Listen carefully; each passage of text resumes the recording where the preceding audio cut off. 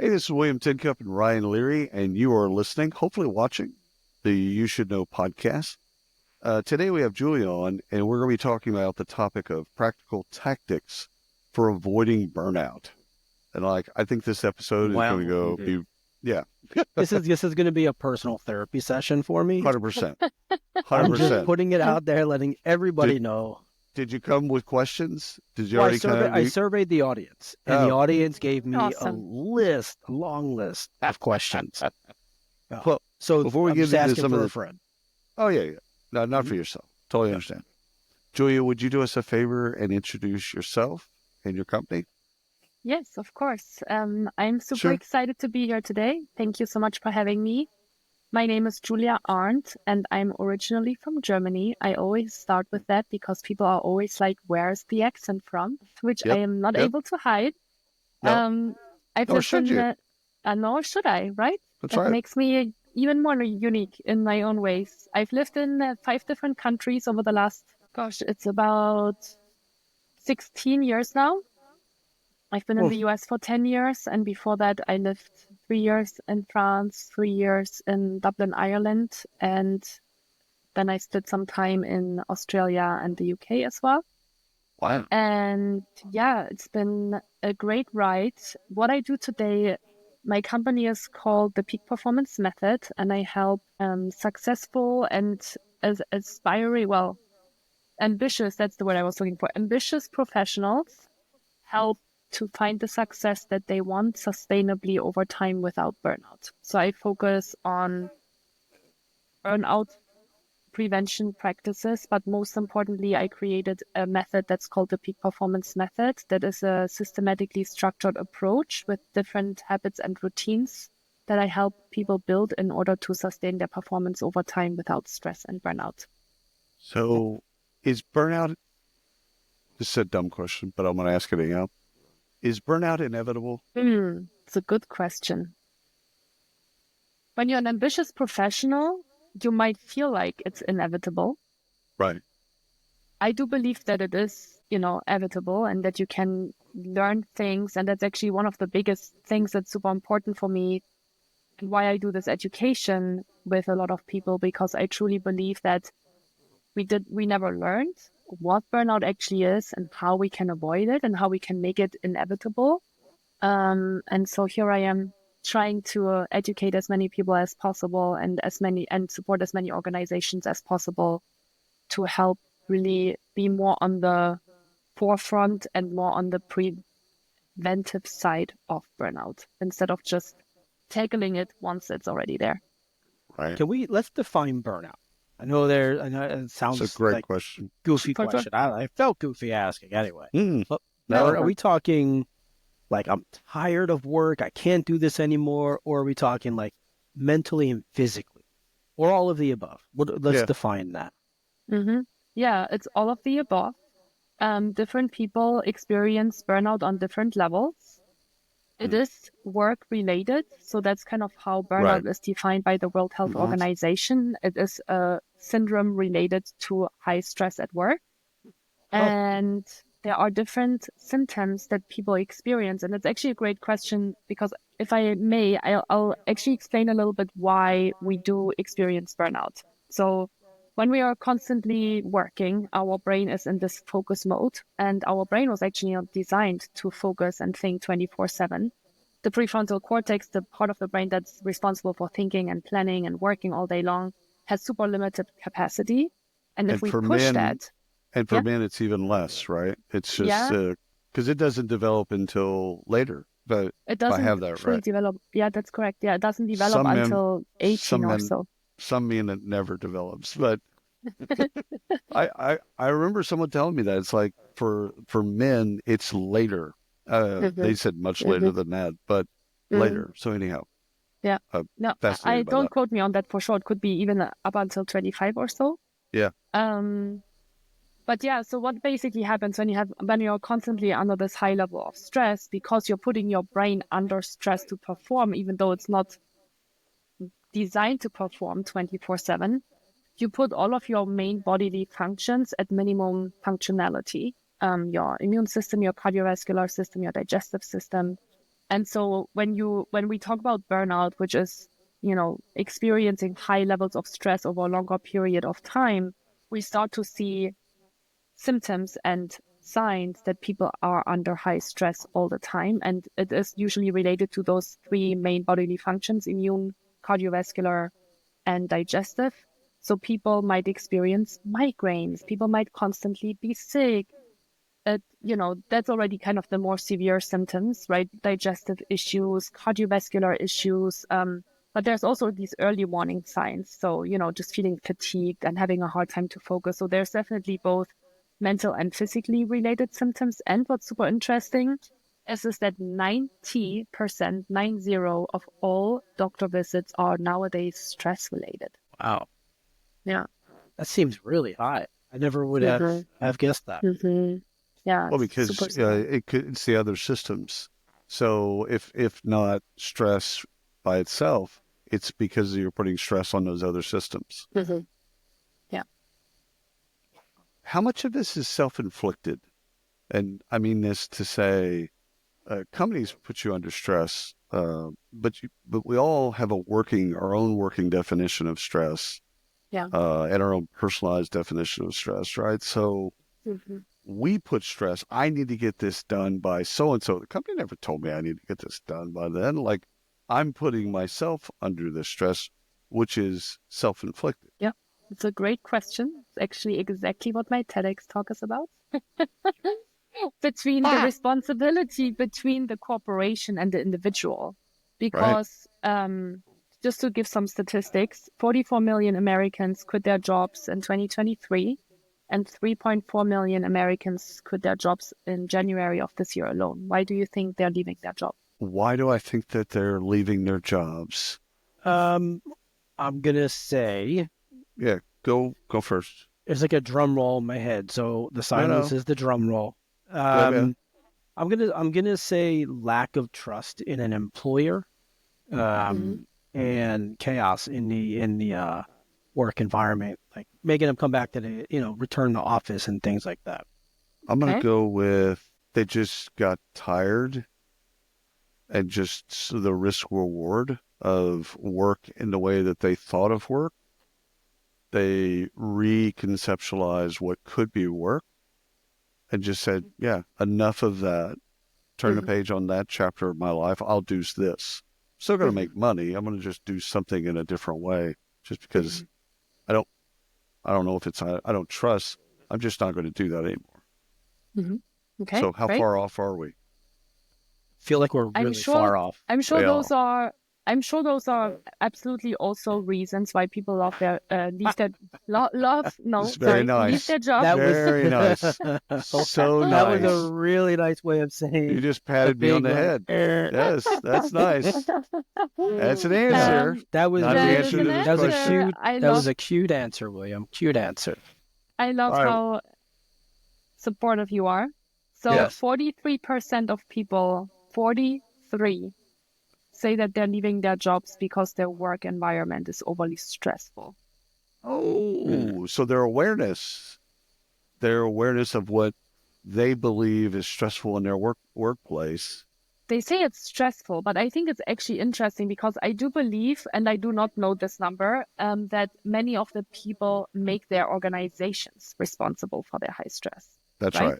That's right. And so the question of like, is it self-inflicted or does it come from the organization? I think a lot of people still make the organization or their employer responsible for how they feel. They kind of point the finger outside of them. It's an easy out. It's an easy out. It's an easy out. It's their fault. Always easier.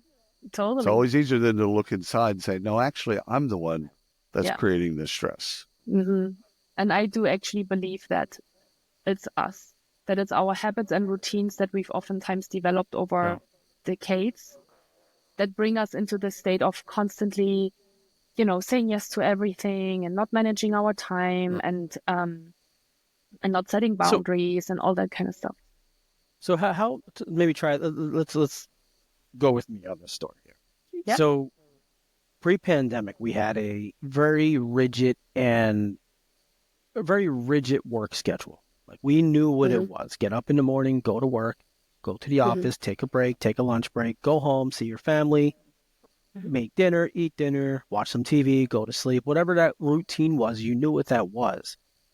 Pandemic hits, that gets changed, right? All of that gets thrown away. Post-pandemic, work still happens, but we picked up bad habits throughout the pandemic, right? Whether it's watching too much TV, eating different types of foods, vegging out on the couch, taking advantage of nap time instead of work time. Things like that, we've built bad habits. So we didn't go to the gym. We didn't get exercise and go outside and go for walks. We were staying inside and we just built really bad habits. That hasn't changed, but the work environment is now changed. They're asking us to come back to the office. They're asking us to engage more. They're asking us to come back to pre-pandemic levels of work and schedules of work. Is that playing into this? Have we picked up those habits during this period, and is it really kind of skyrocketing what we're seeing now? Yes, you have picked up probably a couple of bad habits during the pandemic, but I think it's way before that. There's actually really interesting research out there that suggested that at the beginning of the pandemic, we saw a spike in productivity because people were at their home constantly on, and they were constantly even more on because they wanted to prove that they are on. So they were always available and always responding. But we also saw a significant increase in burnout. Because of that. Because they were always on. They're always on. When I think about my burnout that I had in 2018 and how I got there is this when I was 10 years old, and my first goal was to become an A grade student from a B and C and D grade student. And I started to learn habits to become that A grade student. And then, and that gets extrapolated because then you go into college and then it gets even harder to get good grades and to shine. And so then, because I'm already in this ambitious state of mind of like, I can do this and I want this and so on and so on. And then I got to Google. I worked at Google for 7.5 years.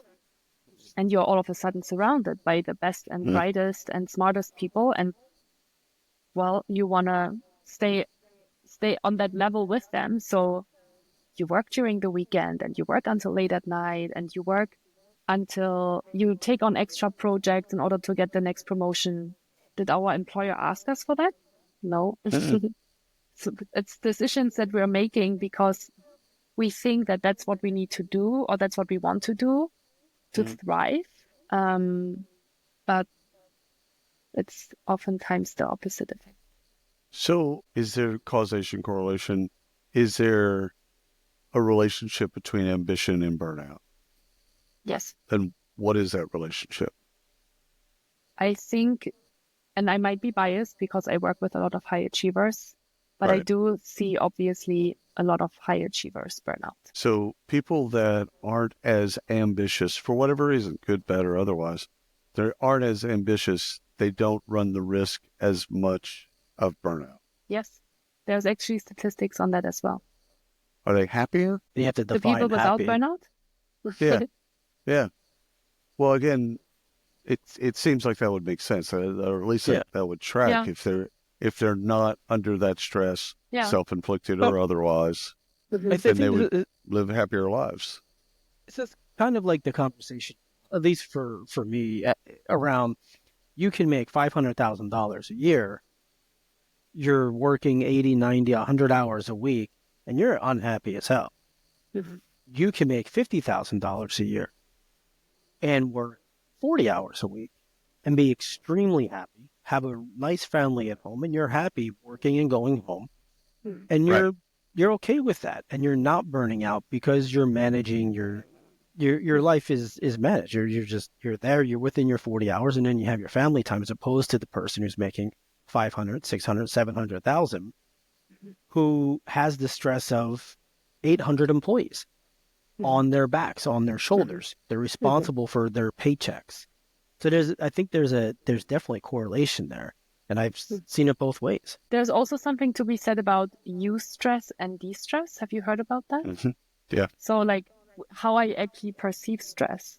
So if I perceive something to be challenging, but in a positive way, that stress is actually not going to be as harmful to me which is the eustress, then if I feel like it's all too much and it's all getting, too overwhelming. Yeah. And that's the de-stress. And then so if I perceive the stress as negative, it's going to have a negative effect on me. Shocking, self-fulfilling. Self-fulfilling. Right. If I see it as negative, turns out it is negative. Yeah. The positive, if something's motivating me and it's in a positive way, I'm not even sure it's classified as stress. I mean, we say stress, but a certain level of stress isn't bad. Yeah. Especially if it's positive. Yeah. And I'm saying that because I do believe that there are people, and I have seen people out there that make $1 million a year, right? And I think they manage their stress extremely well, and they love running a team of 30, 40, 50, 800 people. And they can manage that stress, right? And then there are others that can't. And I think, honestly, for me, it always goes back to the habits and routines that they have developed that actually support that level of professional They skills. Consume it in a different way. Is kind of what I'm getting. It's like processed sugar. They've consumed it in a different way, and so it doesn't impact them as much. Doesn't shut down all their other systems in the way that it would if you don't have those good habits. They've learned to take care of themselves in between those high stress times. They know that down times are equally as important as the high times. 100%. Ryan was making fun of naps earlier. I'm a napper. It's like, Same. no, that's why I was making fun of. That's not working. In fact, I do some of my best thinking when I'm napping. So, if I were staring at a computer, it's true. If I were staring at a computer, especially there's a diminished return, right? At a certain point, you can stare at something long enough to where you're not getting anything out of it. Yeah. It's better to walk away. And again, riding a bike or walking or doing something that you love, you can come back to it and get more out of it than still staring at it. I think especially in America, I think we're taught from a very young age to just stick with it, even though it's a diminished return. Yeah. Just see it stay through. there. See it through. Yeah. This is the clean plate club. This is why we have an obesity problem. It's like we're taught, but you got to finish everything on the plate. And other people in other countries are not taught that. Eat until you feel like you're full and then stop. Oh, I stuff it in.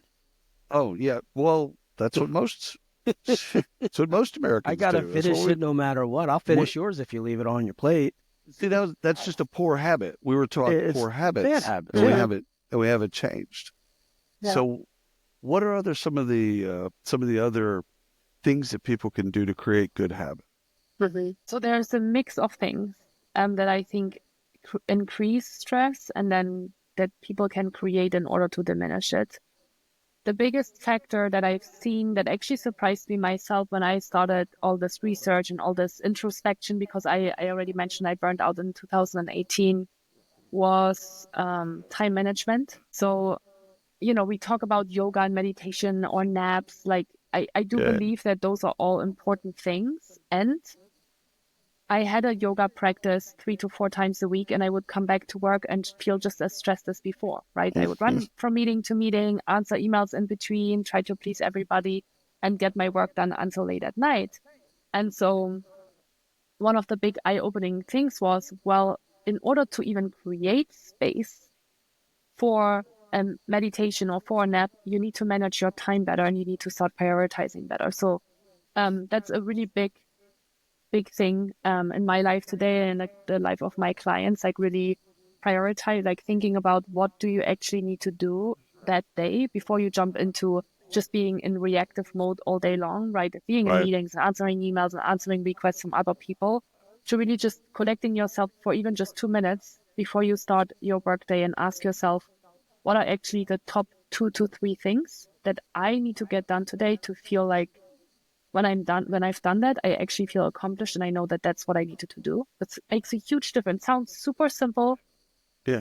Try it out. It sounds simple. It's not but it's simple. Not. No, it's not. If done well, one of the things that I learned about time management is you have a value or perception of your time and you let others have a value or perception of your time. And if you don't value your time, others will value your time. And so something as simple as scheduling, Ryan's great at this actually. Instead of scheduling an hour call, it's a 15-minute call. If we need more time, great. If we don't, we have that time back in our schedules. 100 years ago, I did this exercise with an agency that I ran. Is I made everyone at the agency at the beginning of the week, so this would be Monday morning, let's say, plan the week in hour buckets. Just plan the week. What do you need to do? What do you want to do? What do you want to achieve? Okay, do this bit in hour buckets. So the entire 40 hours, hour by hour, what are you trying to do? What do you want to do? What do you think's going to happen? All that stuff.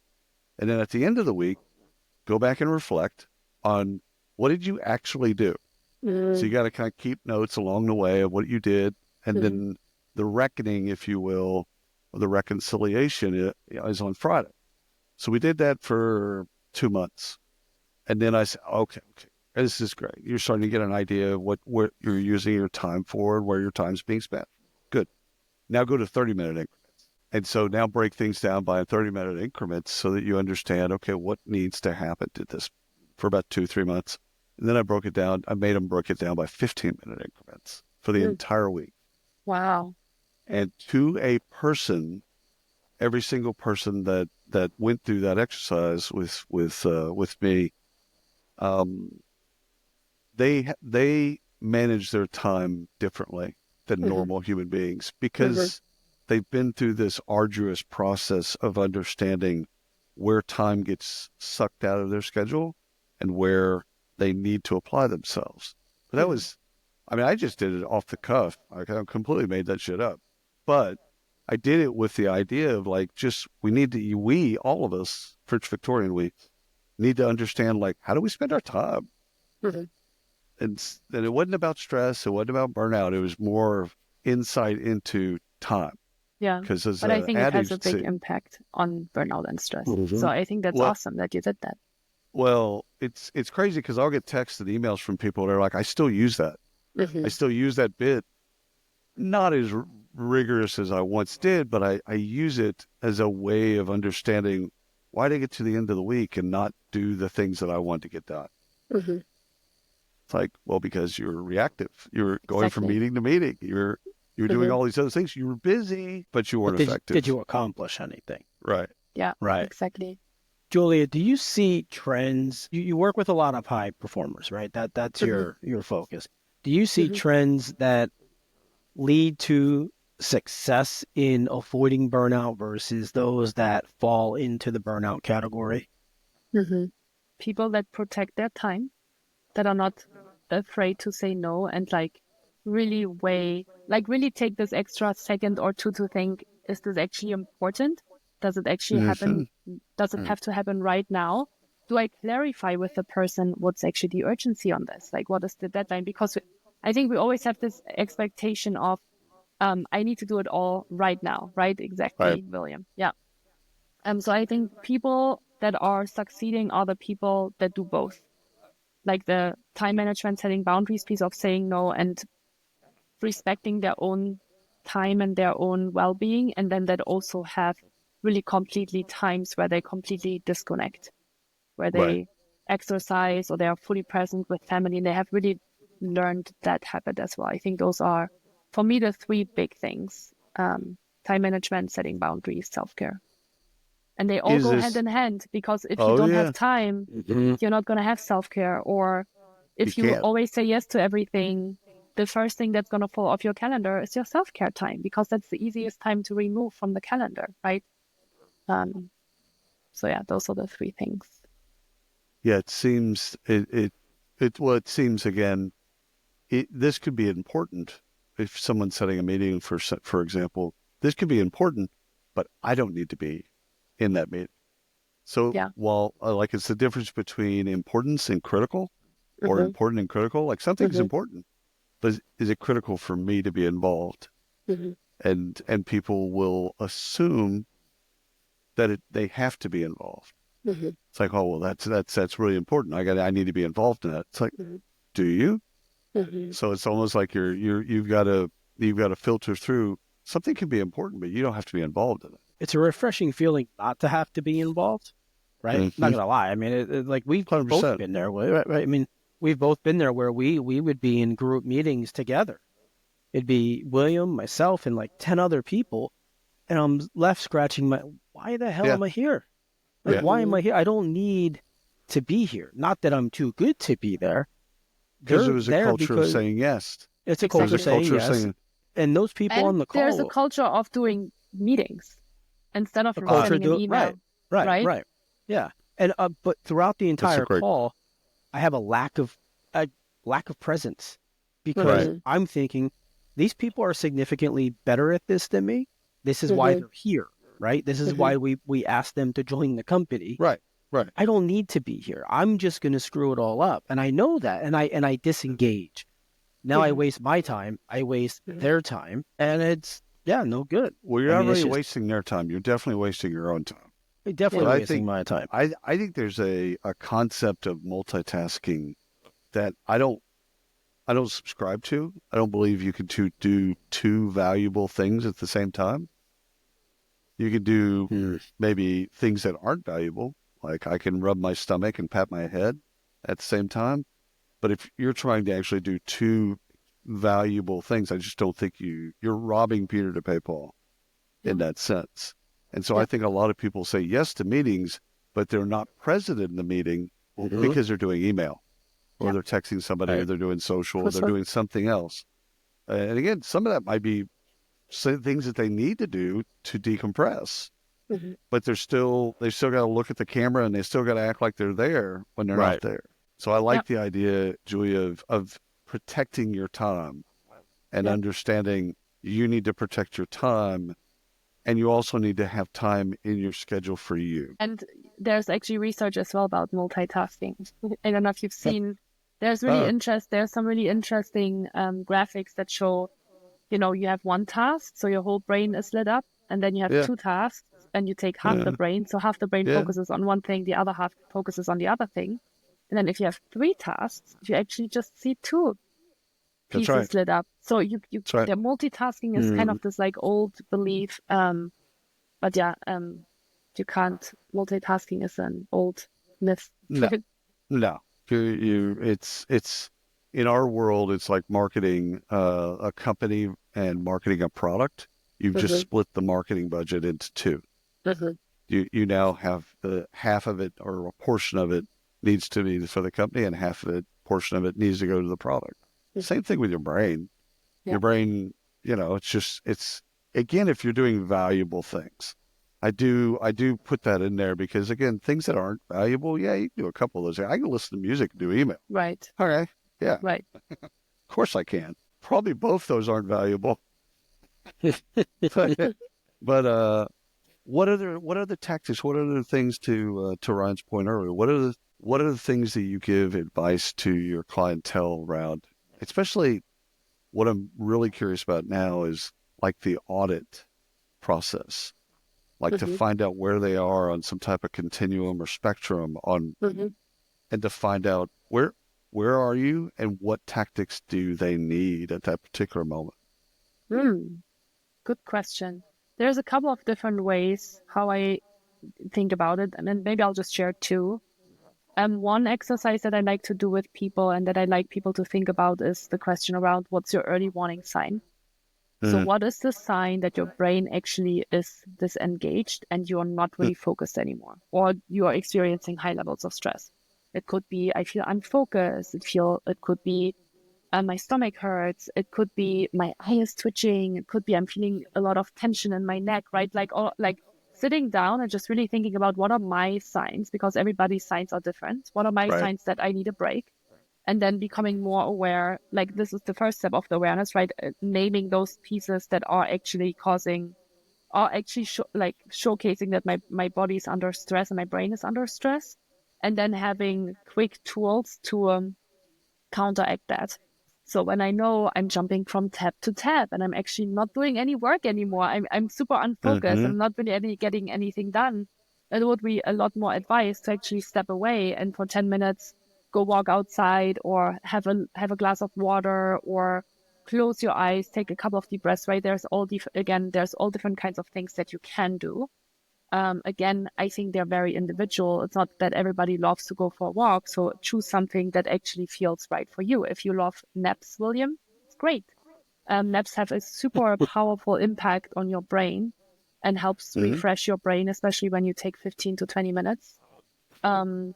So that's one way to do it. So really looking at your early warning signs and creating more awareness around when am I actually in that space. I think time management is a great one that you mentioned. But the other second thing that I want to share is I have a burnout assessment. I think that really helps people as well to create awareness around what does it actually mean that I'm burned out. And so they can go through this assessment and they'll probably be already surprised by the questions because it's things like,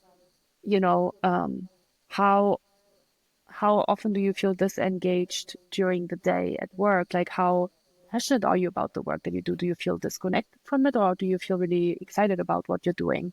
Do you see an impact, right? Things like that. And then based on that assessment, again, it's an awareness building exercise of, okay, where am I actually at? You can then start to take action. But it's always it always goes back to habits and routines. And so a question that I also now really like to ask is the question, what are the habits and routines that contributed to you feeling this way? And then, as we were talking about leaving the job or like changing jobs, the question could be, what are the habits and routines that you think will improve because you accept another job? Or are you just going to take those habits to the new job? And oftentimes people do. Right. Yeah, of course. They just continue on with it. Yeah. So as I'm listening, and this is all great information because as you're saying it, right, I'm like, oh yeah, I do these 35 things. Like I get that.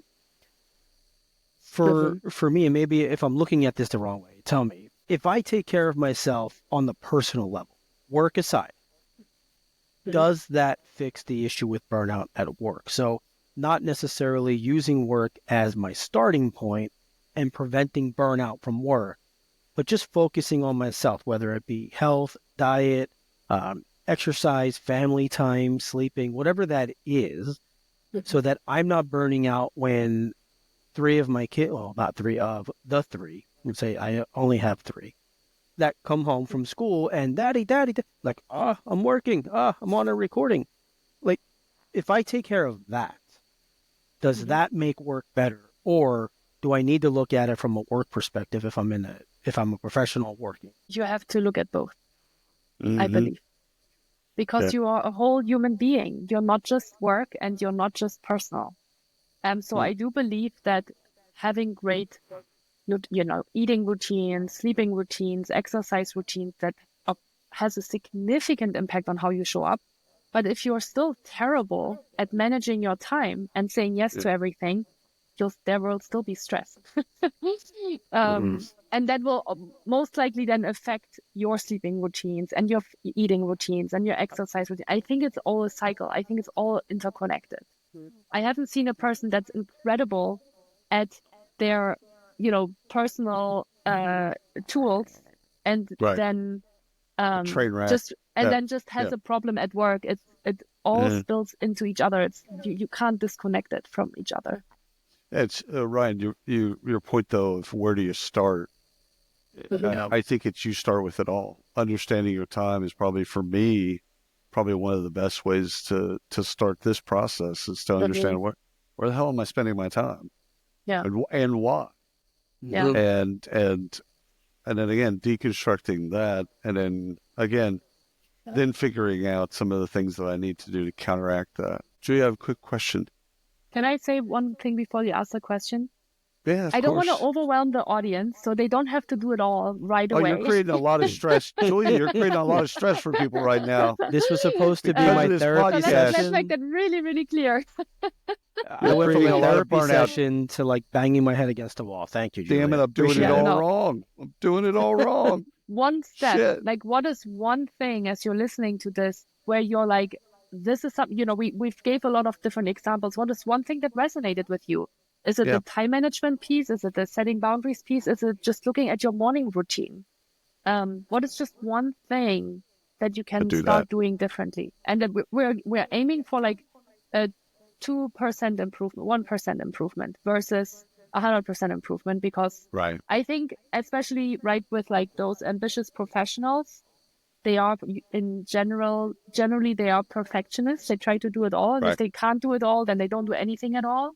And I Right. think that mindset needs to shift too. It's one thing. So Ryan, can I ask you, Ryan, what is one thing, as you're hearing all of these things, where you feel like that's one thing I could do? There you go. Let's do it. You know, it's Come on. funny. Literally, as you were talking, I was thinking, this is honestly what I was thinking. Do I want to go to the gym in the morning? Because I go every morning, and Yeah, but you don't want to I've go in the morning. done it out of, well, yeah, well, that's what I kind of like. I've done it out of habit because it's always been the best time of day for me to go. But it's a stressor. I get up in the morning. If I'm up 15 minutes late, shit, can I make it? Can I get back on time for school duties, to get the kids off to school? So if I'm not exactly on time, I then get into a battle. Do I go? Maybe I'll just walk around the block. And I literally have this conversation. Then the kids are already half dressed. Yeah, the kids are half ready for school at that point, and I still haven't gotten out of bed because I'm having this conversation. So literally, as you were talking about that, Julie, I was thinking, well, maybe I just get up in the morning and I decompress. I watch the news. Not that that's decompressing, but I do so. Have a coffee, sit down, do nothing. Just enjoy the morning, quiet, do the school thing, and then do my walk, or then go to the gym, and then come back. And I think part of that is because it's been banged into my head since I've started working a long time ago. 8 o'clock. Be at your desk at 8 o'clock. Because that's when I always started. It was 8 o'clock. And so if I'm not there at 8 o'clock, I feel as if I'm not actually working. I'm cheating. Failure. Yeah. It actually, and so it's interesting you asked that, because that's what I was thinking. Like, maybe I do just go to the gym at 8:30 and I start at 10 o'clock. Like, we have that opportunity. Yeah. Thank you for sharing that. That's so important. Flexibility is so important, right? Like we think certain things are, and that's where kind of these like limiting beliefs and mindset is playing into this as well, right? But you're saying, right, my belief system was at 8 o'clock I have to be at my desk, and now we're opening this up and we're like, well, what if you could actually be flexible and you would communicate to the people, I'm available at 10 o'clock. That does not make you less productive. That's the thing. No. Yeah. Well, so William, you're guarding your time. I'm telling you now, Julia said it's okay. Don't call me before 10 o'clock. Hey, here's the deal. I'm central. I'm already an hour behind you. You're good. Yeah. It begs me in no way. Yeah. I was just going to, So, Julia, two things real quick. Yep. One is, for years, I've told people that stress is inevitable in the sense of you're always going to be under some level of stress. Caveman times, we were under stress. Don't be eaten by the dinosaurs. Got it. Maslow's hierarchy of needs. There's some level of stress with all of those things.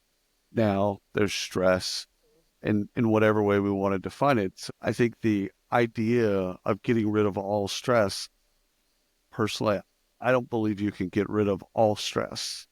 Yeah. I think it's more of a management of stress. Yes. Keenly aware of understanding what does cause you stress, what doesn't cause you stress, etc. So is stress, in a way that people kind of talk about it in the popular media, is stress the enemy? No. So I fully agree with you. I don't believe when people say, here's my stress-free method to whatever, I don't believe that. For $9.99. Yeah, I don't believe that shit. I don't believe that. And I'm so glad that you're bringing this up. Neuroscientifically, again, I'm talking about the brain because I find it really helpful to understand the brain. Your brain is designed. You don't even have power over that to be so fast in making decisions. When things in your environment change, when something is different to what you're used to, your brain is like, ooh, what's happening? What's going on? That's why, especially in these last 4 or 5 years with the pandemic and all that stuff, change has such a significant impact on our brain and on our stress levels, because when things change in the environment, when you're starting a new habit and you're doing something out of the ordinary, Ryan, and you're going to start going to the gym at 8:30 instead of 7:30 or 7, your brain is going to be like, what the heck? Why are we doing that now? Here are 15 different reasons why you should definitely not do that. That's your brain trying to keep you safe. Right. And that puts stress. And like even that internal conversation that you shared with us, it's stress. So being aware of that and being mindful of that that's happening and that's okay. And that's just your brain trying to protect you. That is the power to then be like, I'll still do it. That's the power of I'm going to do 1% instead of 100%, because that's way less scary to your brain than when you try to completely change your whole life. And so, I don't believe in stress-free. We need stress, and we need there's actually a stress performance curve. If you haven't heard about that before, look it up on Google. Just type in stress performance curve, and it actually shows that when you have zero stress, you can't perform. You actually need a certain level of stress in order to be in the zone of peak performance, and to be at your best. And there's actually something. Sorry. No, go ahead. The rest is not zone.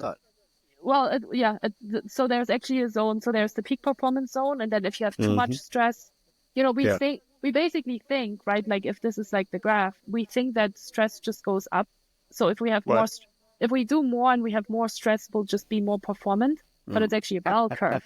So the more stress you have, you won't be more productive. It actually goes down. Yeah, and that's crippling. Super important. And that's when you go into the burnout state, in that burnout zone. Ryan, you were going to ask a question.